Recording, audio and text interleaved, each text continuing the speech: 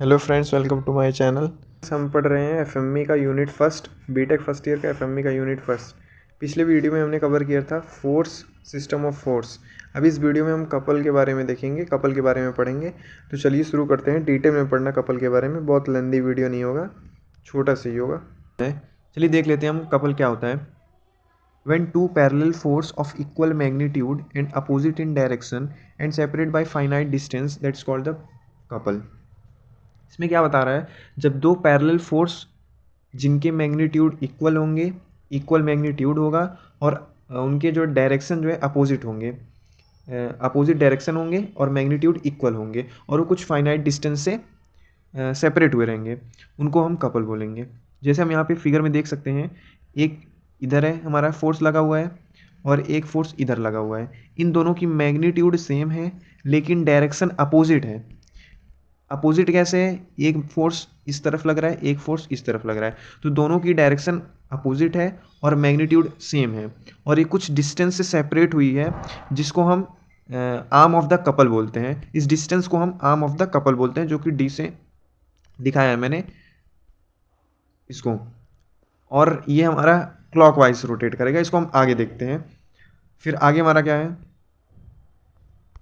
The magnitude of rotation is known as a movement of couple.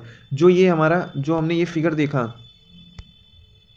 हमने जो ये देखा, ये जब ऐसे रोटेट करेगा तो इसमें हम हमारा जो मैग्नीट्यूड, जो रोटेशन का मैग्नीट्यूड होगा उसको हम मूवमेंट ऑफ द कपल बोलते हैं। और वो मूवमेंट होता कितना है, force into perpendicular distance, force into perpendicular distance. और यहाँ पे हमारा फोर्स एफ है और परपेंडिकुलर डिस्टेंस डी है।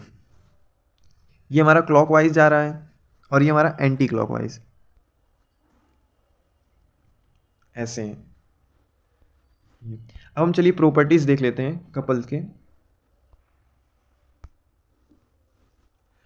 Couple tend to case rotation of the body above on axis perpendicular to the plane containing the two parallel forces।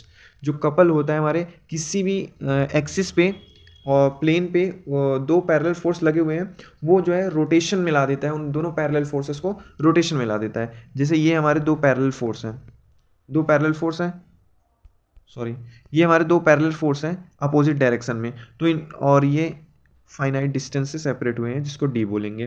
तो ये हमारे कपल हो गए।